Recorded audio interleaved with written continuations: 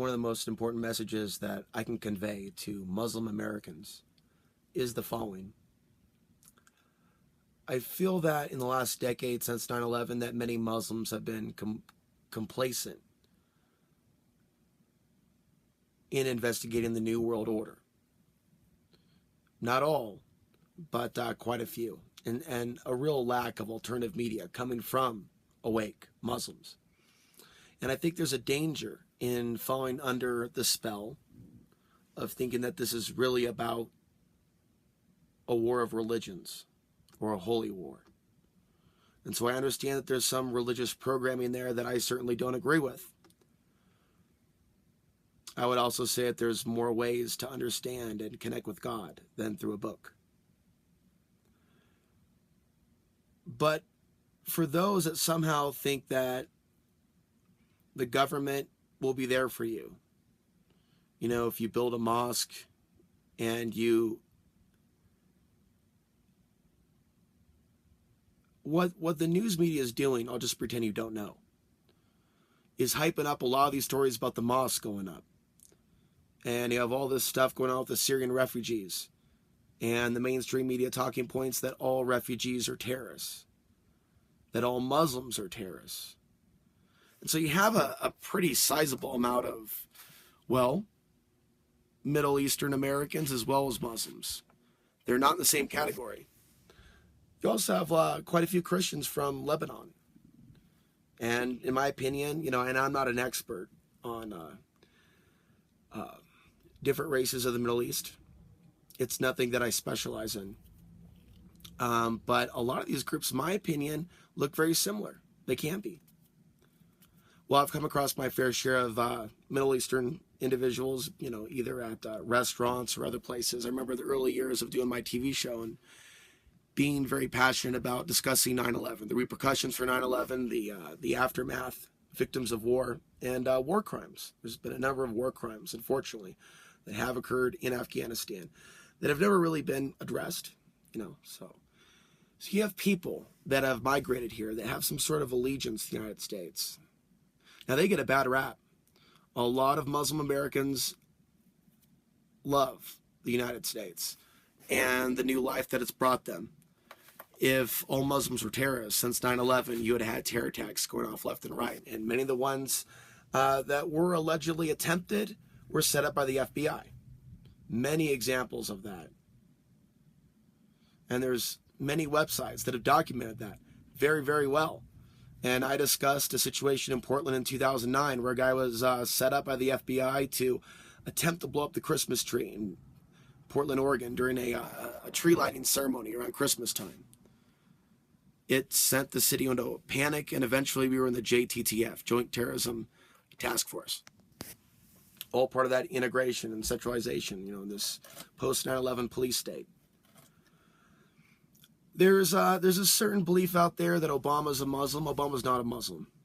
And when he was campaigning, he was a Christian to the Christians, a Jew to the Jews, a Muslim to the Muslims, a New Ager to the New Agers, you know. He was a jack of all trades. And there are certain things that he does and has been put out there to paint that image that he's pro-Muslim, that he sympathizes with the Syrian refugees. And this is a serious deception. I would recommend doing a little research into psychology as well.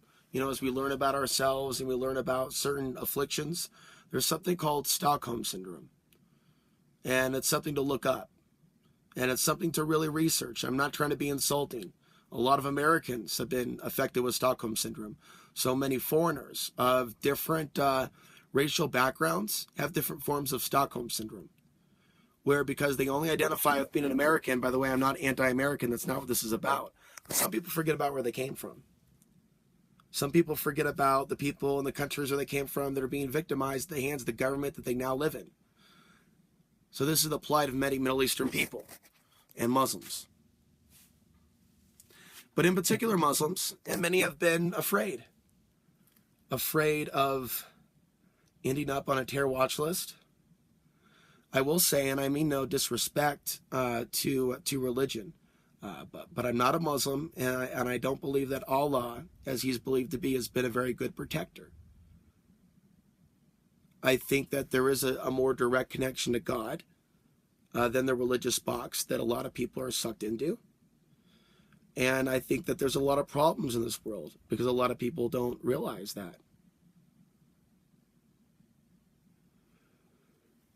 But this is actually a very serious situation because what's really happening is they're bringing in refugees to different parts of the planet after they destabilize Syria. Meanwhile, the propaganda machine and aspects of the alternative media are saying that a lot of these are ISIS. And they're showing pictures of all men, saying where are the women. And other media reports are showing the women. And then people are saying those pictures are staged. There are strikes on ISIS supposedly on the part of Russia. But there are some reports saying that there are hundreds of civilian casualties. It's funny how people don't believe the U.S. lies, and why should they? But why turn around and drink another brand of Kool-Aid? If Putin was really exposing 9/11 and the West, he would be exposing truly what's going on with ISIS. Instead, it's just another excuse for Russia and France to dip their hands in blood while the masses are whipped into a frenzy. So because of some of your religious beliefs, you may not know what's going on. There's many Christians that see the things that are going on as the end times. And we're definitely going through a cycle. I'm not going to go into a long lecture here, but we are going through a cycle of turmoil. But I don't believe it's the end of everything. But we can definitely see the end of our structure. And so this is definitely a time of massive world transitions, a war on what I believe is more than a war on Islam. It's an attempt to bring on a race war because they've confused race with religion. And so people are assuming that all immigrants are Muslims. Seriously. And we live in a day and age where someone's last name, because of its origin, if it's Islamic, someone may assume that that person is Muslim. And so these are dangerous times we're in, where a good number of Americans are programmed that all Muslims are terrorists. So when you put yourself out there and you build a mosque and you think, oh, it's really not that bad, maybe you voted for Obama. I certainly know people from Afghanistan that have voted for Obama. Obama has done a lot to expand the drone strikes. 9 out of 10 are civilians, not even terrorists. I mean, that's troubling. That's troubling just to sit with that knowing that there are people that aren't intelligent enough or something's blocking them from seeing the truth. And if that's the case, what's going on there? What's blocking them from seeing the truth? What has people in the spell? Muslims need to protect themselves. And if you believe in God and you believe in Allah, speak your truth. There's many Muslim women that are all addicted to their cell phone. It's like they've mixed Islam in their mind with the Western world and commercialism. Ultimately, this is about human beings being conformists to authority. You know what I mean? So they'll mix here and there. I've seen plenty of bad Muslims. And so this is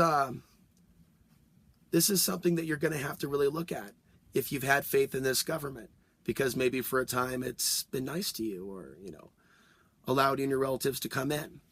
Because here's the situation. Because ISIS is controlled by the government and they've announced that they're going to take out 10 cities, those 10 cities happen to be in Muslim communities. If that happens, we have Trump also calling for a database of all Muslims. They could put Muslims in internment camps and perhaps others. And there's some dark days coming to America. But when you have a situation where you have the potential for false flag attacks, I hope some of you have researched 9/11. If not, you've really dropped the ball. And I know many Afghan Americans have dropped the ball, and people from the Middle East, on researching 9/11 and the repercussions for that. I think some would just rather believe it's a real war between Christianity and Islam because of, again, that religious programming. And I mean no disrespect, but I think it's become an issue if some people aren't realizing what this is really about, because it's not really just a war on Islam.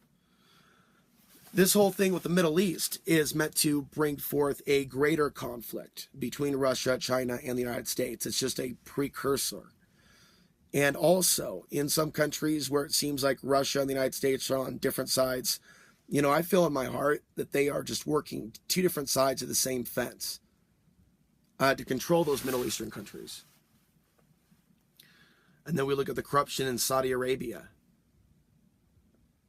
and its close relationship to the United States. And it's like,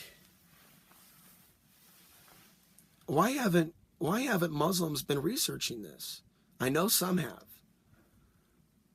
But become strong enough in your faith to where you are going out in your communities and you're educating people about this stuff. You know what? And part of educating people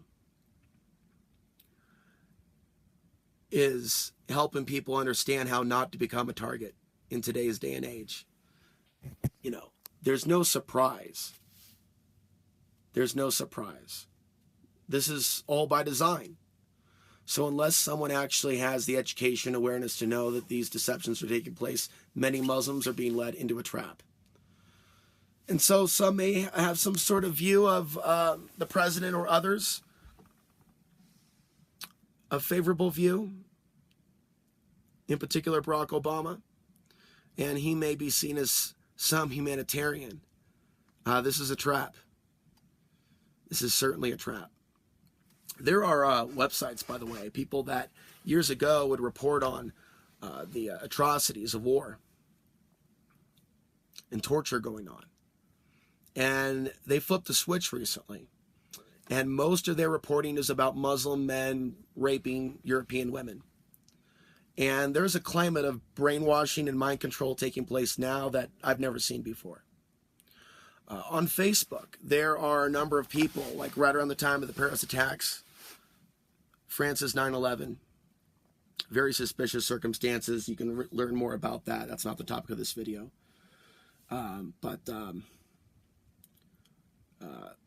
Trying to hold my train of thought on this because there's just a lot of different stuff to cover in this. But there are websites that used to put out a lot more truth about the Middle East, and now it's just this one-sided Muslim threat thing. And there are stories of violence that have already been published. Even Sikhs. One person was attacked. I think in Canada there's been a rise in attacks and mosques set on fire.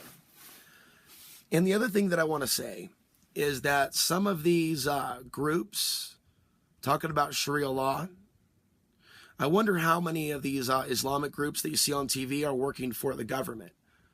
Unknown to most of these American people that are just getting freaked out thinking that they're being invaded by Sharia law. And that's what you need to know. All Muslims are being framed as invading America to bring Sharia law.